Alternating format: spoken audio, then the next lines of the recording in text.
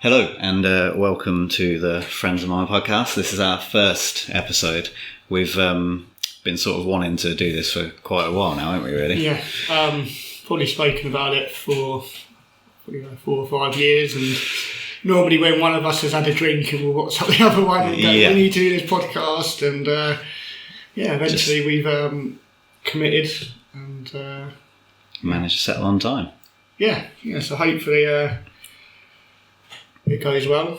Yeah, I think we both wanted to do it because we have spoke among our friends, but mostly I think we're the most prominent ones who talk about our mental health quite a bit, but we kind of realised that sometimes it's difficult over text. We might sort of, one of us message each other saying we've got something going on, and then the other person will say, I'm here for you if you want to chat, but it never, I don't know, I think over text sometimes it just doesn't really lead to proper conversations about it. So I think we thought if we sit down in an environment like this, we can talk a bit more openly about it, and hopefully we'll gain some insights, and hopefully people that listen, if anyone does, will get insights as well. Hopefully. I think that's what we said before as well. I think, I'm not going to say names, but I've got friends, you've got friends, we've got mutual friends who suffer with their mental health, and we all spend time together, but we've never actually, this is the first time I've ever sat across a table with a friend and gone, right, let's talk about it. So hopefully it encourages, even if it's not on here, if someone listens to this and says, actually, I'm going to talk to Dean, I'm going to talk to Wayne, then it's, even if it helps one person, then it's been worth it, hasn't it? So yeah, exactly. That's why. And I think sometimes just hearing people talk to each other about it can really sort of open that up and let people not be so afraid, because it's weird, isn't it?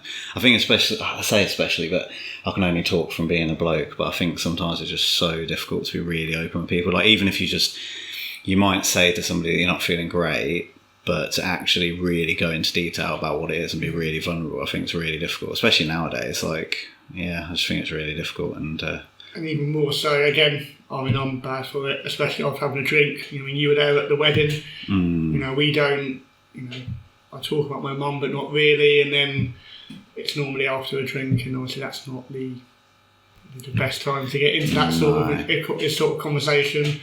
So I think as well, I think people expect a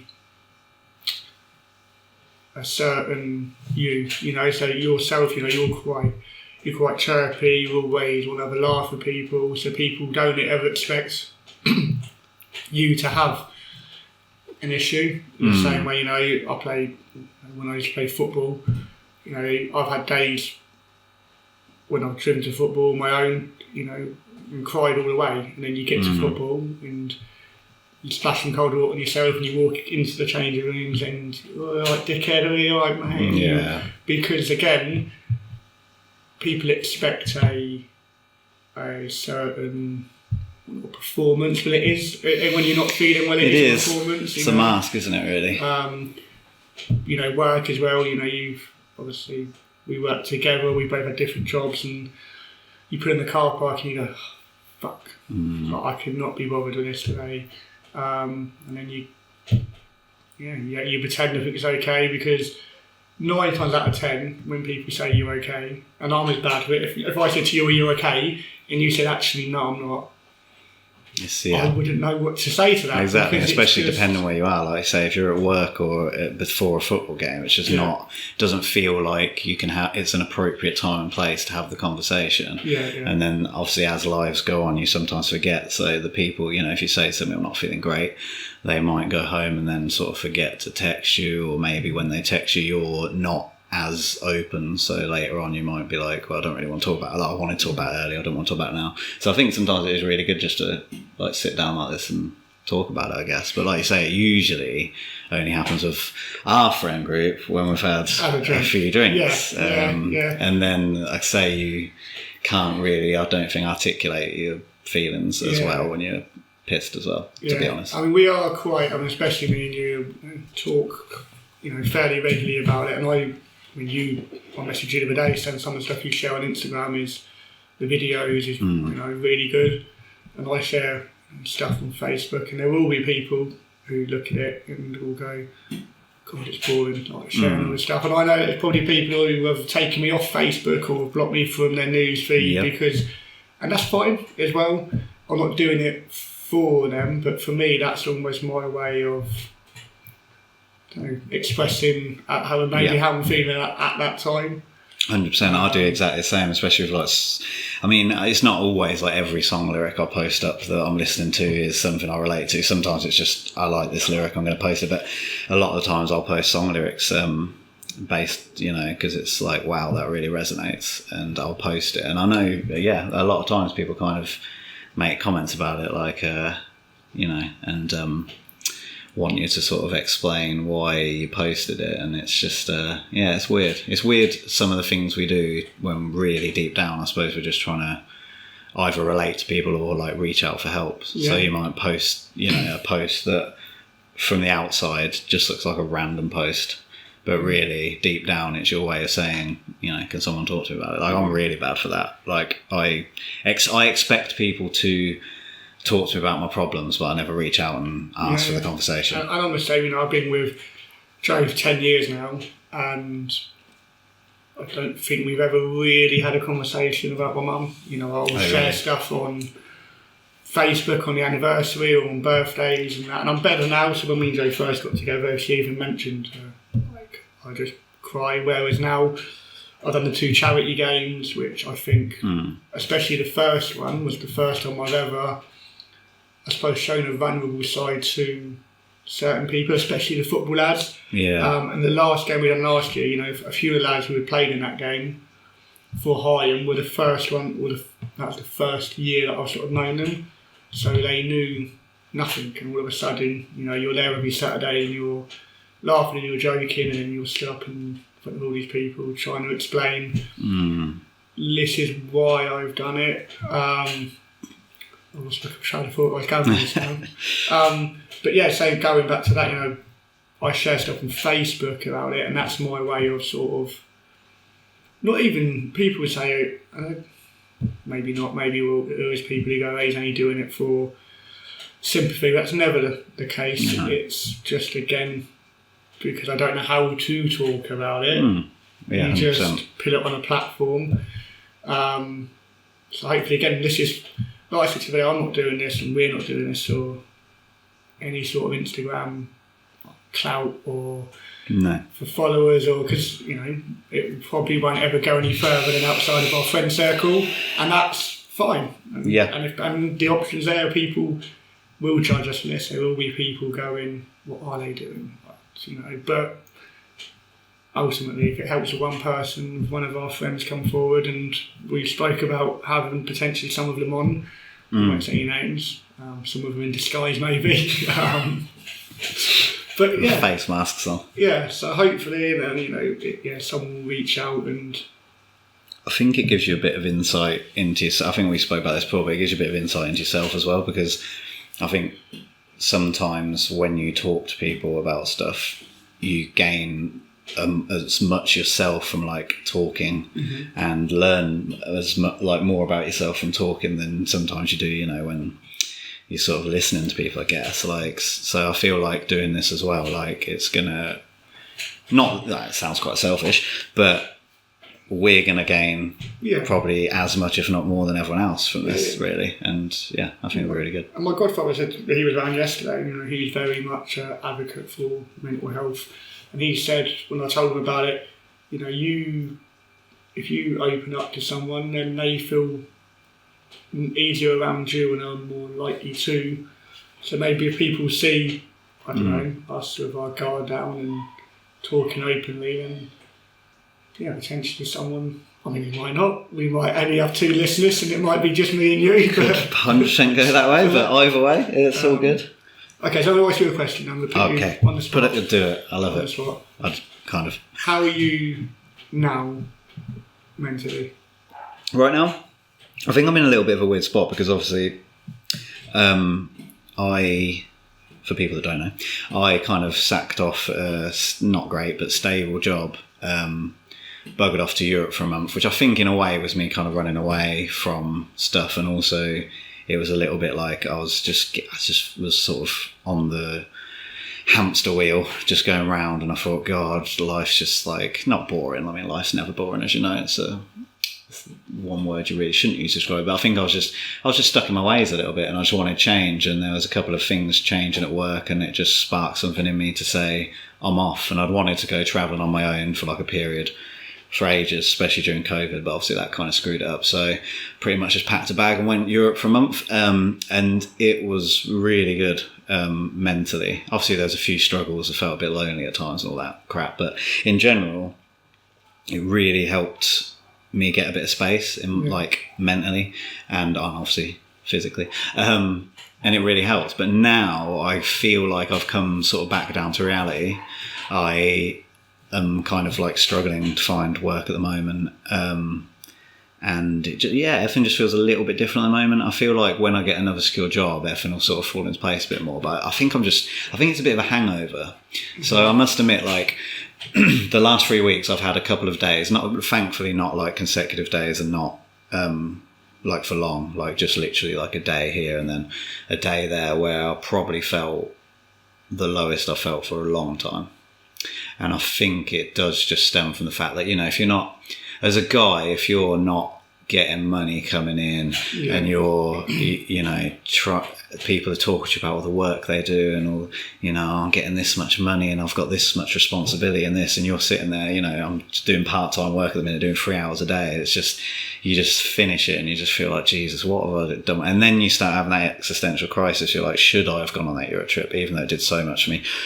Because I spent so much money. Should I, when I was younger, should I have gone to uni and tried to actually do something for my life? And because I'm now 35, don't really have a lot going for me. So I feel like it just was a bit of an existential crisis, which I think everyone goes through, especially when you sort of get a bit older. I think it's easier when you're young just to want to experience life and have fun. But I think as you get a bit older, you think, well, if I die tomorrow, what kind of is my legacy?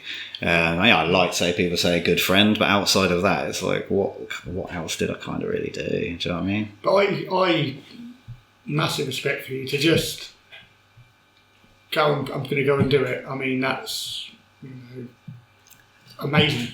Just to have that. That takes a lot. You were.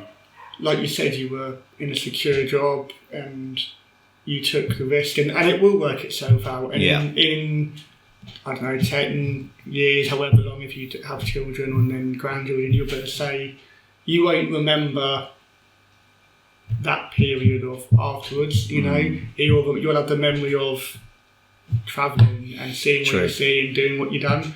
That's very true. And you've got your YouTube page if you want to give that a little plug. I might in the description below. Yeah. From it's not a very good video though, to be fair.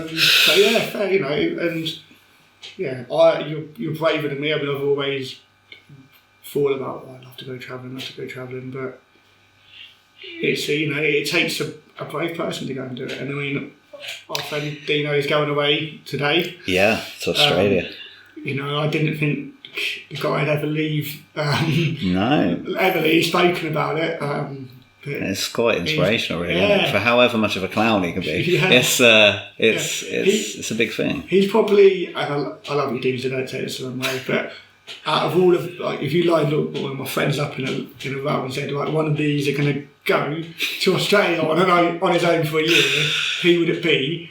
He'd probably be one of the last ones that I'd guess. Fair play to him. Yeah. I think he has that little bit of adventure side, and I think I do as well. I think that's a little bit what that taught me. It's like I loved it. Mm-hmm. Like even when like nothing really went wrong, I was actually quite blessed that like getting all the trains, everything was fine. But the odd thing went wrong, and even then, it's like it's an adventure. Yeah. Do you know? I think it kind of helped me a little bit because obviously it's really easy when you like got no kids and no like house or whatever, and no family to be like, I'm going to get up and leave. But at the same time, I think that showed me that even if I settle down, I need to keep that adventurous side in me, because, and I think it sounds so stupid, I think, and I'm, again, not just men, I can only talk from a male perspective, but I think we're kind of meant to go on a bit of adventure. Do you know what I mean? Like just in life in general, even if that adventure's not a literal like traveling or something, like I think, it's that like old hero story where it's like you're meant to go out and have you a bit of adventure, whatever that may be.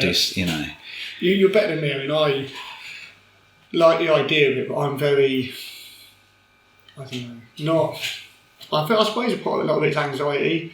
I've sort of spoken about it before with you, whereas, even stuff like nights out, when I went on the last one, but when I used to play Sunday football, they used to do nights out in Birmingham or Nottingham or wherever else, and I wouldn't go. And a lot of that was my anxiety, because if I'm out here in Ashton and Hyam and something goes wrong, I know where I am.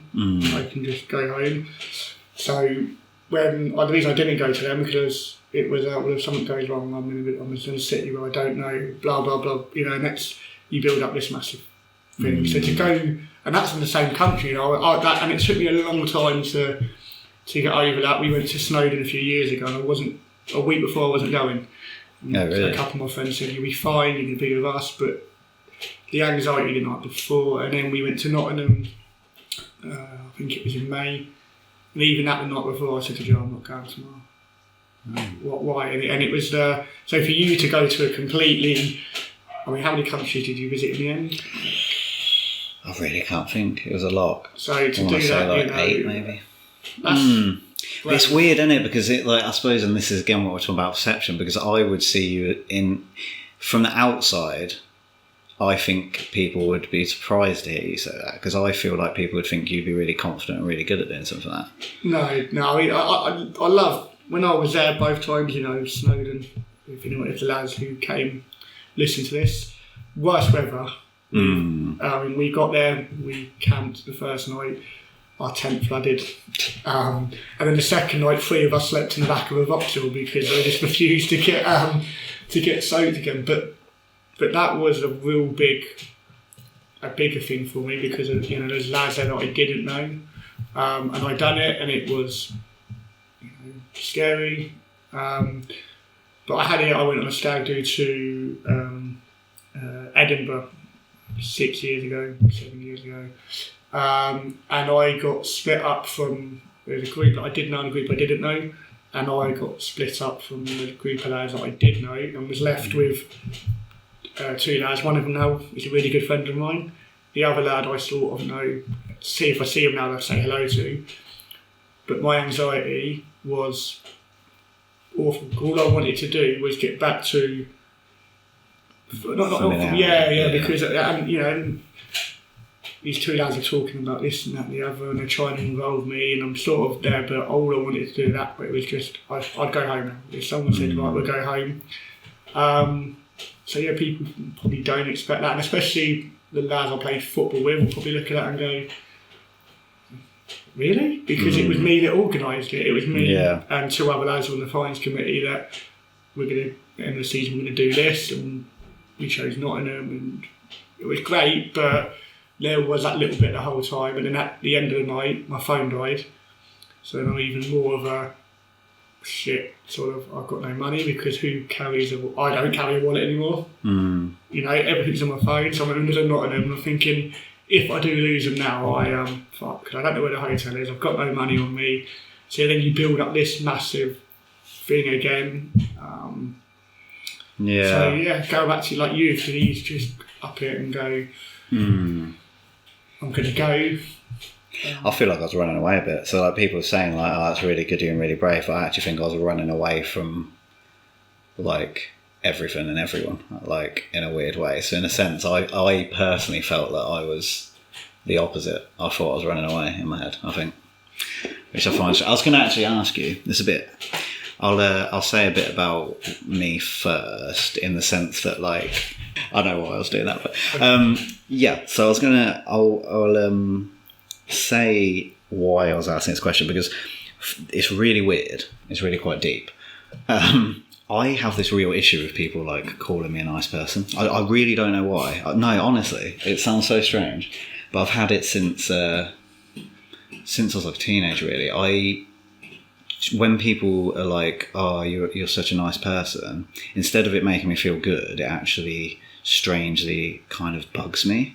And I was just wondering, do you find sometimes when people say about how like outgoing you are and how you find it easy to talk to people. Does that ever bug you? Yeah, not really, not so much bug me. I think what bugs me is, so we go out and someone will go, oh, you know everyone, and you know, and which partly because when I used to play Sunday football, I played for about 7 teams and about 6 seasons, so a lot of it is football.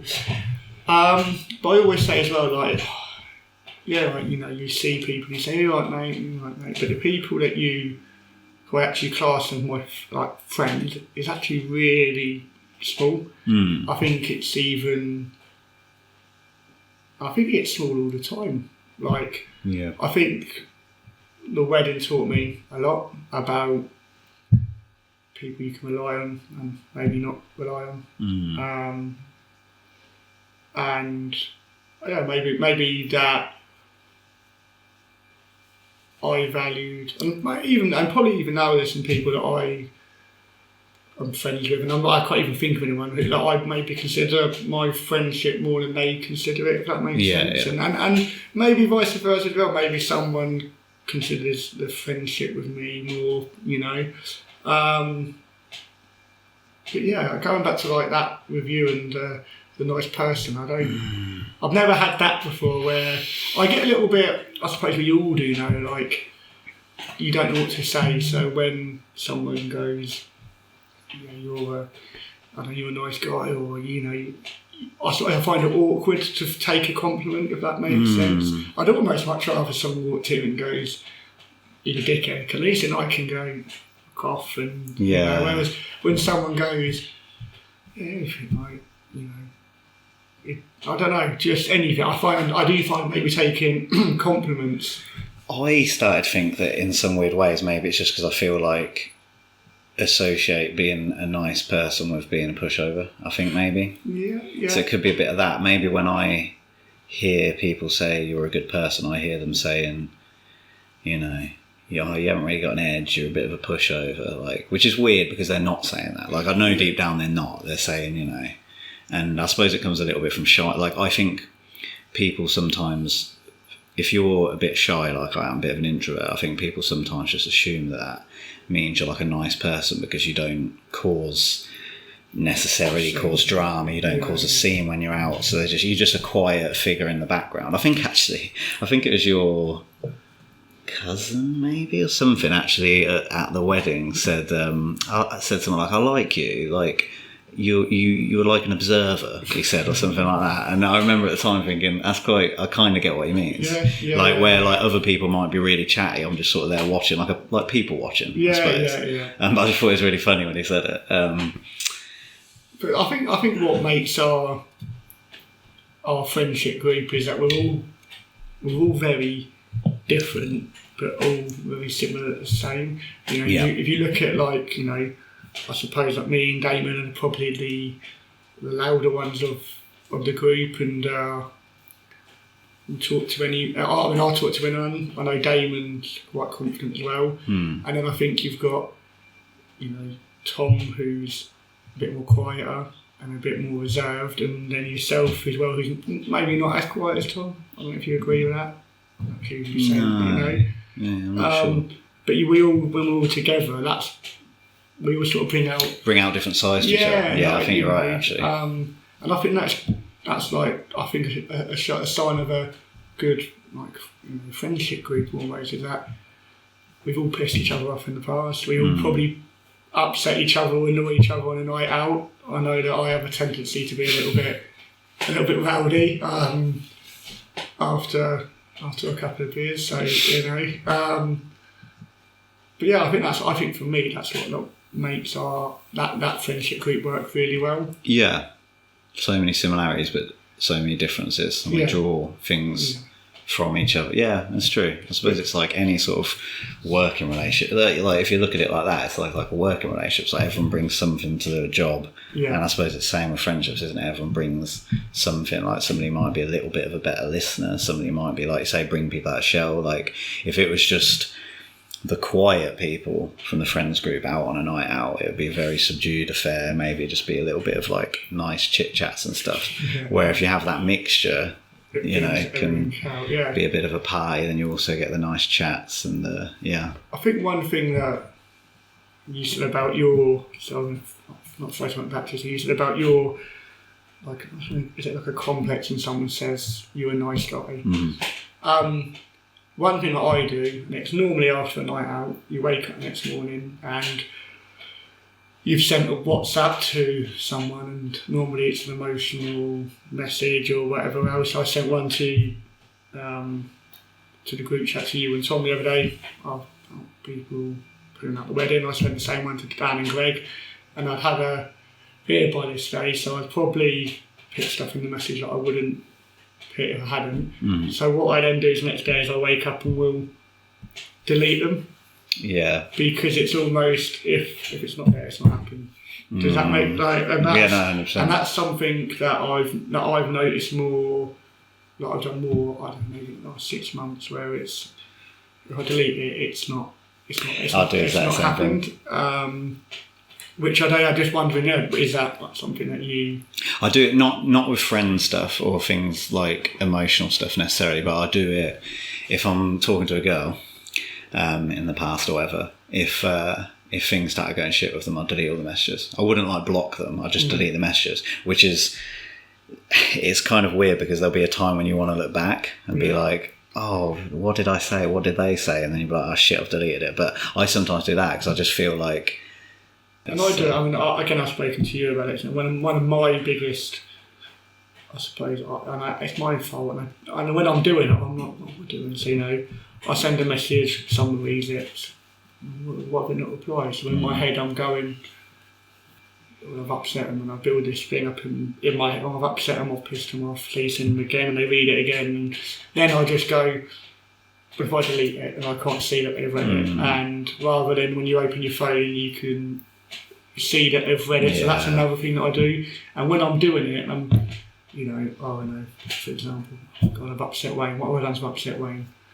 Or maybe this, and you build up this thing in your head and this massive story, and then you know, their message, sorry mate, was at work, or sorry mate, was busy, and I know when I'm getting myself worked up, I'm going, what are you doing? Like, you've not done anything to annoy them, so why would they be annoyed at you?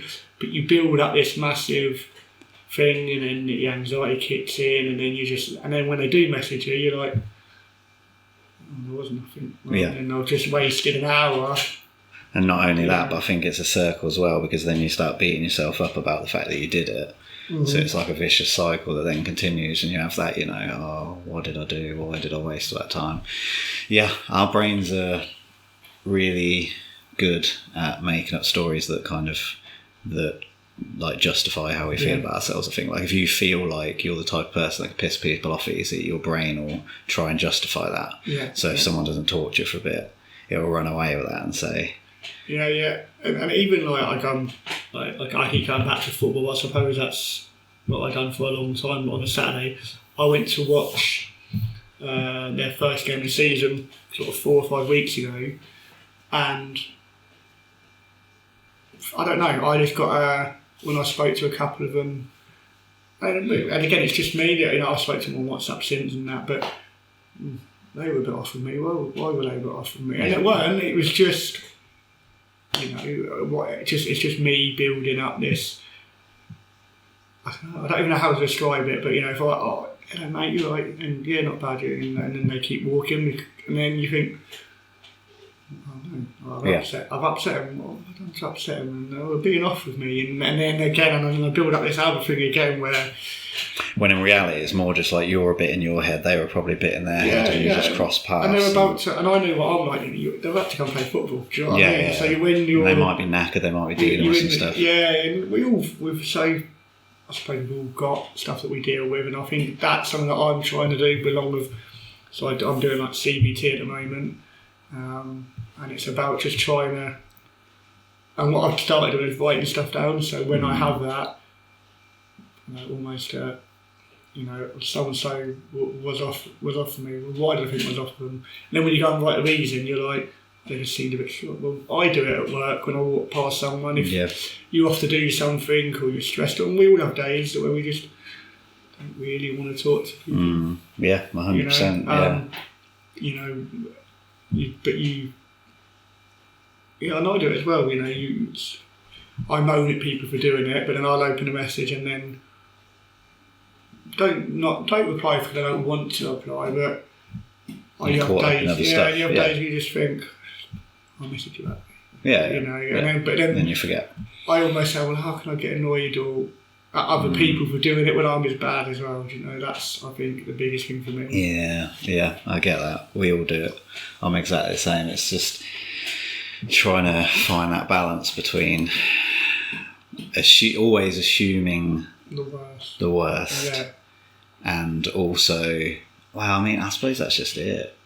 Because, like, you know people. Do you know what I mean? Because I had this thought the other day, and it was quite funny, actually. So I went out the other day, randomly for a walk, and ended up just that thing where you just carry on walking, you forget about the fact you've got to go back. So I walked from Earthenborough to Higham into Rushden, so like hour and a half walk, and then realised I got to walk back. And I walked past, like, one of my really good friends, and they blanked me. Now, 100% I know for a fact that it was just they didn't see me, or they were like talking at the time. Just, do you know what I mean? Yeah. Like 100%.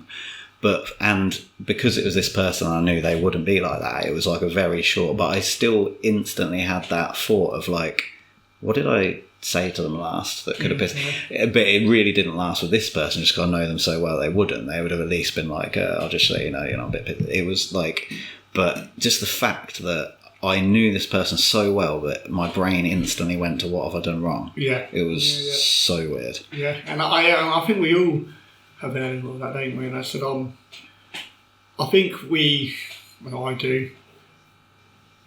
I try and be a people pleaser, and my worst, not the worst nightmare, is the thought that someone might not like me or might be pissed off with me. And I think, you know, in the build up to the wedding, there was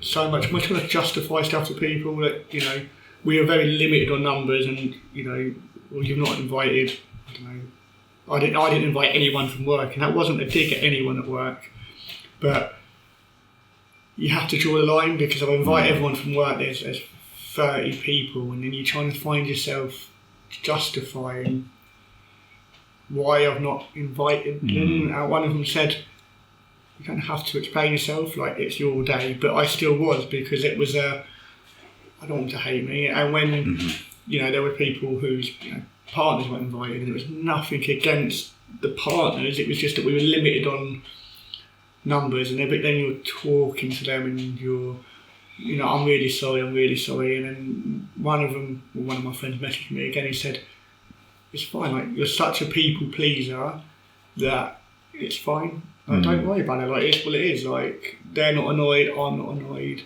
you know, I understand. But in my head it was so the first thing they did when they turned up to the wedding, I was like straight up to them, like, I'm really, really sorry, like, I shouldn't have to. So yeah, I think you got them in that as well, where 100%. You try and, you know, people please, and maybe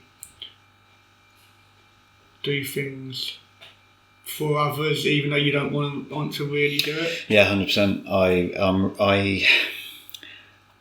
I find it really hard to sort of cut people out and not do things for people for, like, reasons I haven't explained. Do you know what I mean? Like, if there's a real obvious reason for it, I think that's fine. But say, for instance, if someone kind of makes me feel like shit every time I see them, like, but when I see them, because I'm that type of person, I'll never let on to that. So they'll be like saying stuff to me that's really like getting to me and making me feel shit about myself, and I will just take it on board, not say anything. And then a week later they'll say, oh, do you still want to go and do this with me? And deep down, really don't want to do it. Do you know what I mean? I'm just kind of just like, I don't. How you felt about today?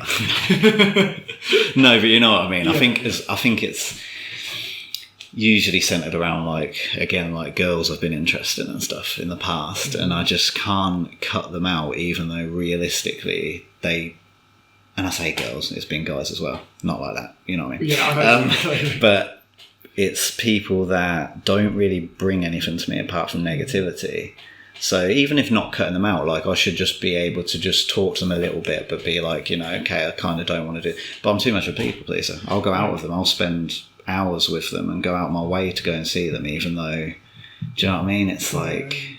And I think I've got it as well. I won't say their name. But I had a friend, someone who I considered like a brother. Used to see them all the time, and I've now not seen them for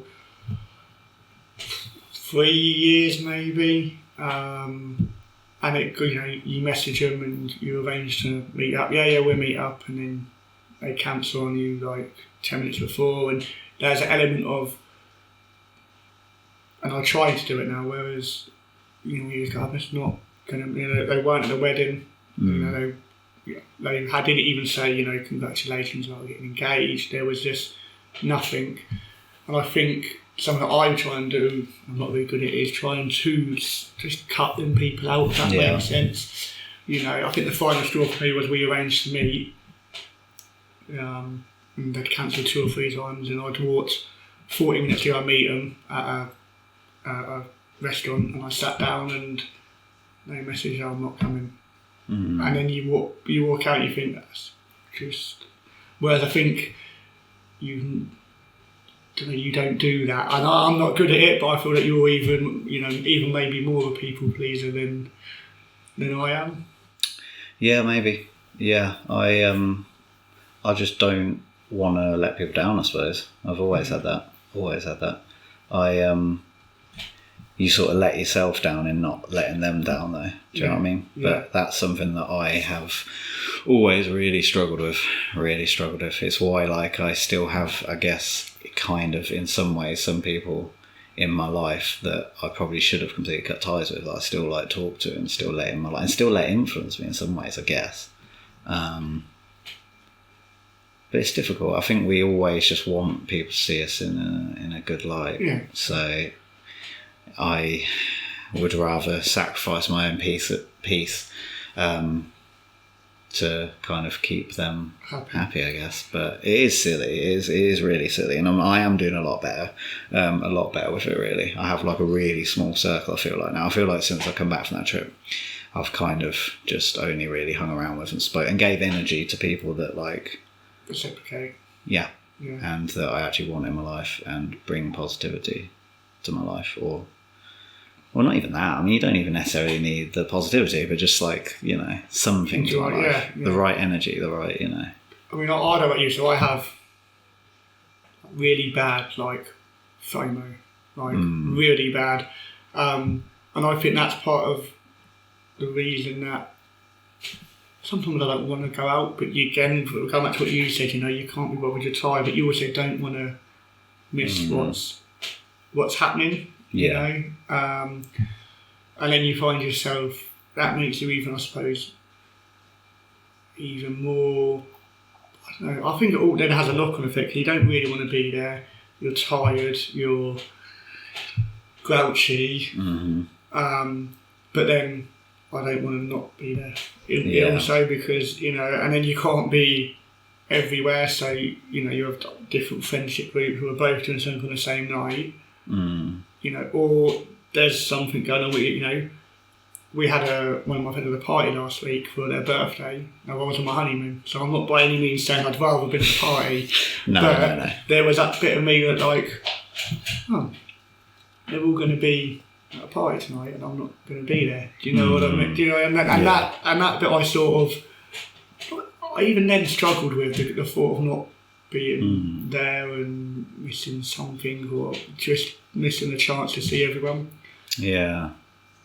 Wish you could be in multiple places at once. But then that has a knock-on effect because you go all the time and you're non-stop all the time, and then you don't get any time to just breathe and even see, Joe, because I was at the cricket Friday, we were out yesterday. We're doing this today, and then it's back to work Monday, and then you do it all again. So I think what I'm trying to do is almost pick and choose a little bit better. I realise I can't do everything, if that makes sense. I don't know about you, whether you have that FOMO or... I don't actually think I do, to be honest. I've never been one to like want to be somewhere like so I don't miss out. I don't think it's more. I don't know. I suppose with me, it's more like I don't want to miss out on the things I want to do. So, for instance, like if I say I really feel like going, I don't know, say just for an example, like camping in the next like 4 or 5 months, what will really get to me is if those 4 or 5 months are gone and I haven't gone and done that, because I feel like I just beat myself up because I'll be like, life's too short, you wanted to do this, you really wanted to do it and you didn't do it. But I don't, like events and stuff, I don't think I do. But then I suppose it's different. I suppose I get exhausted a little bit from social stuff sometimes. Yeah. Like talking to people and stuff. So I suppose, and I just like my own company a lot, I think. That's one thing I would give you. I mean, I would say I'm a lot better than that than I used to be. But I'm still not great at just going somewhere. Sitting in, you know, Joe will go and work a night shift on a Friday or something, and rather than just coming home and just chilling and enjoying the time on my own, I go to the pub because... Do you think it gives you too much time to think when you're around? Yeah, definitely. But then it's a count thing, isn't it? So if I sit at home and just watch TV, then I'm not drinking. Because I might have a beer at home every now and then if I'm watching football, but I try not to drink at home. So if you're at home, you are with your own thoughts, but then you go to the pub and then have a 5 or 6 pints, and then the alcohol brings on them thoughts, and then you come home to an empty house anyway because they're still at work, and it's like, well, actually I'm no better off because I'm now drunken with my own thoughts, rather than when you're sober you can almost, no, I'm still not great at it, like rationalise it a little bit, and and then that's when you've been on the end of them, where you'll get a drunken WhatsApp at 11:30, and you probably look at it sometimes and go, yeah, it's been down the pub. Because that's, I think... I never actually usually think that, to be fair. I never crossed my mind. Next time I know you're pissed. Next time and I think, again, like that's when we probably all do what I do, certainly, after drinking.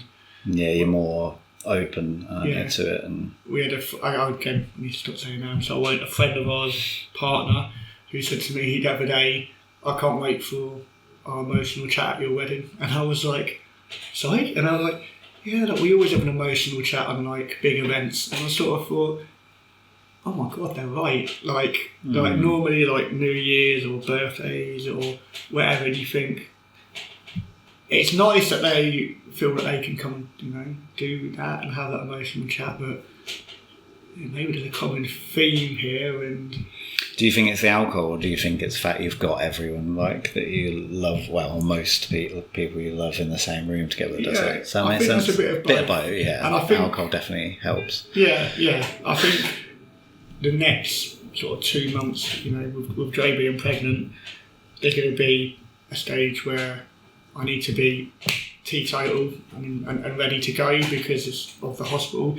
So that will be a different spin as well, because I think it'll be good for me to have that 6-7 weeks when I'm just not touching anything. I won't like it because it's around Christmas and I love Christmas. But I think it'll be good for me as well because it will give me a chance.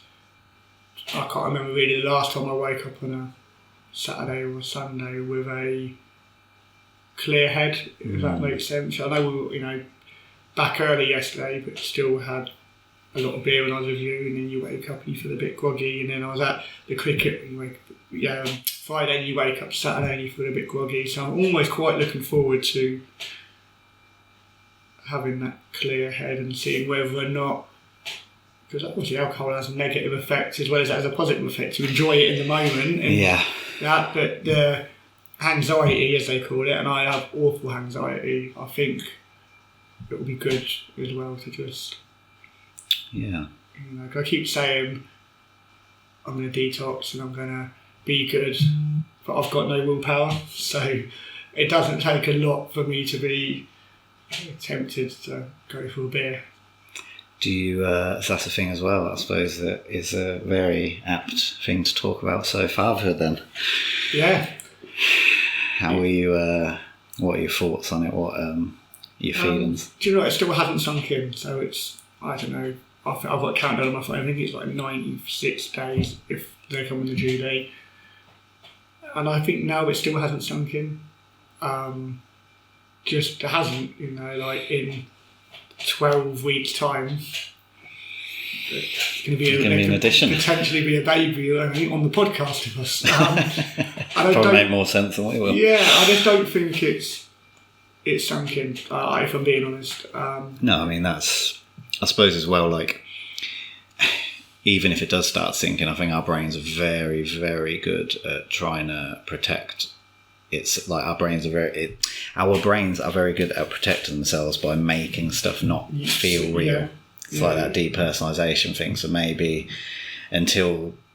even literally until it's born, it's going to be not really sunk in. Yeah, and I dream. And I think obviously we just had the wedding, and that's now been gone. I think that took up so much, especially in the build up to it, so much focus and so much energy, good and bad, that the baby wasn't a second thought, but it was almost, let's get this out of the way. And that's an awful thing to say, but by the time the wedding came around, it was almost, let's just get it done, which is an awful thing to say because it was like, right, let's get this out of the way. And now it's like, I suppose, the countdown to when the baby comes, and it's just, mad. I mean, Christmas doesn't feel like yesterday, and all of a sudden we're over halfway through September. You know, I've got a couple of friends who partners are pregnant. You know, one's expecting a second, but another one's expecting their first, and they're 4 weeks behind you. And we spoke in a week, and has it sunk in yet? And I laughed. I was like, no. And he laughed and said exactly the same.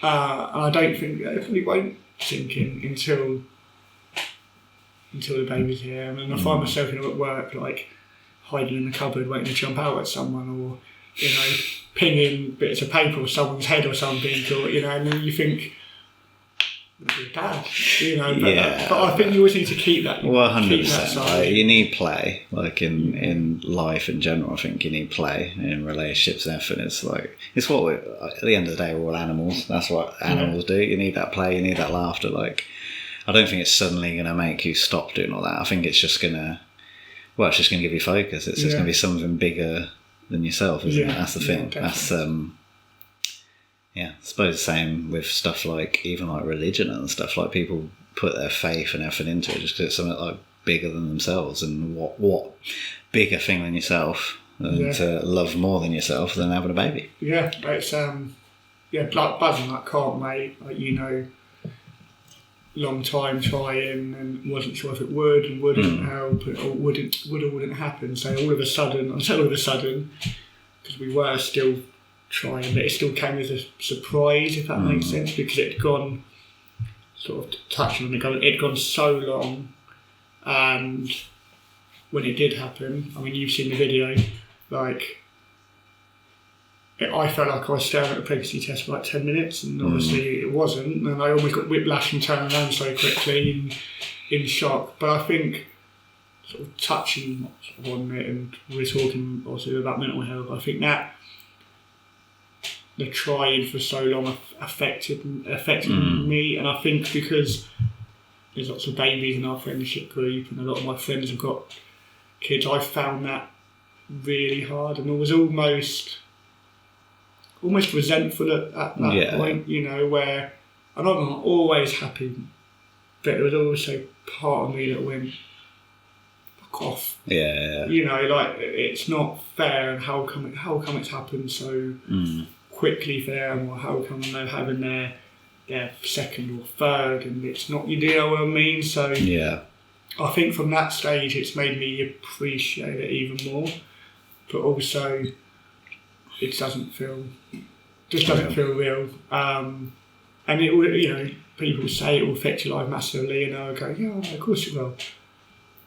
We have no idea how it will, but of course it will, but how it will, I don't think I'm prepared for that. I don't think you ever can be. That's exactly what I was going to say. Drop of a hat of, after we've done this, I can go, I'm going to see Neil, or I'm going to go to the pub, or I'm going to, and all of a sudden I can't wait, but you're going to have this little thing staring back at you, but a responsibility, and I think I'm really looking forward to that. Yeah, I'm really looking forward I think it'll do so much good. But it doesn't come with an instruction manual, does it? That's what I always think when people obviously there's different levels to it, but when people try and blame their parents for stuff that have gone on when they were younger, and obviously like I say there's different levels to it, some of it's awful, but you just think they were probably just trying their best, because you don't, unless you've spent your life bringing up other people's kids, or maybe younger brothers and sisters, you just have no idea. You can watch as many YouTube videos, read as many books as you want, but nothing can prepare you for that. And I think as well, we'll probably touch on this maybe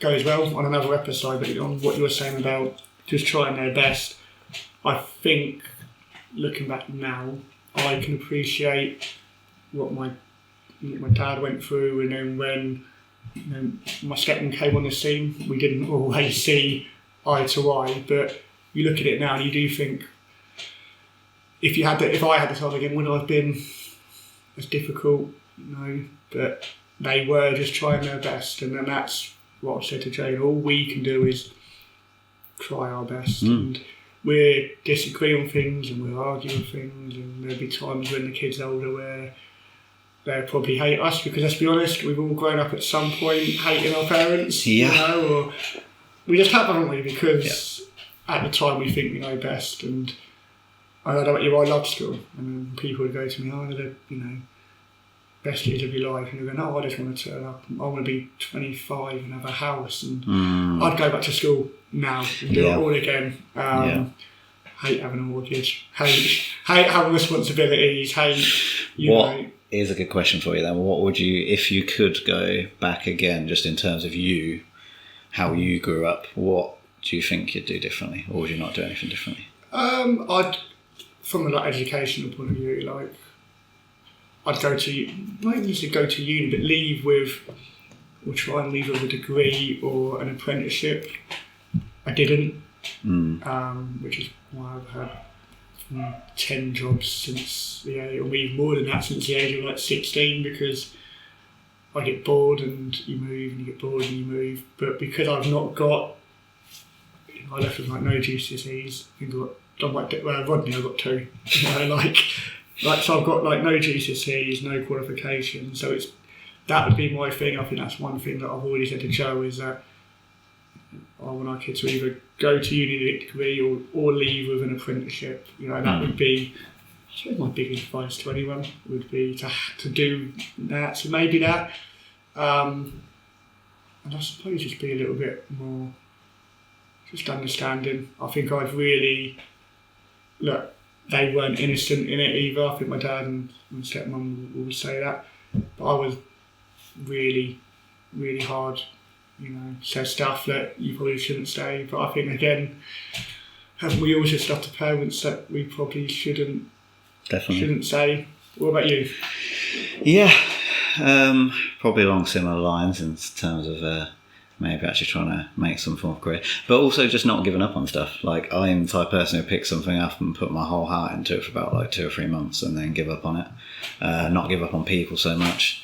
And I guess I think if I could go over it again, I would just try to just experience life for what it is, I guess. I always, and I think everybody does it, but I always assume the next big thing was going to make me happy. Be getting that first job, or this relationship's going to make me happy, this job's going to make me have this holiday, even stuff like that. I'll be this holiday, and not literally thinking these thoughts, but you'd think this holiday is going to change my life, instead of just thinking this is all we got, just experience it. Do you know what I mean? If you go to I think I heard this as a quote, so I think I'm actually stealing this a little bit, but when you go to a theme park, you go to experience the theme park.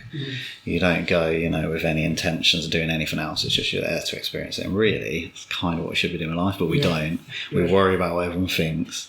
We worry we're not good enough. We're not tall enough, thin enough. We just, instead of just, trying your best and trying to experience everything. So I think that'll be my biggest thing. Just stop worrying so much about what everyone thinks of you and just experience life, because this is all I've got. That's all we've got. Do you know what I mean? And I agree. Like, I think I wish one of those that just maybe said yes a bit more. Not yes to go into the pub, but yes to, my godfather was lived in Finland for 10 years, probably longer, and I've been to see him once.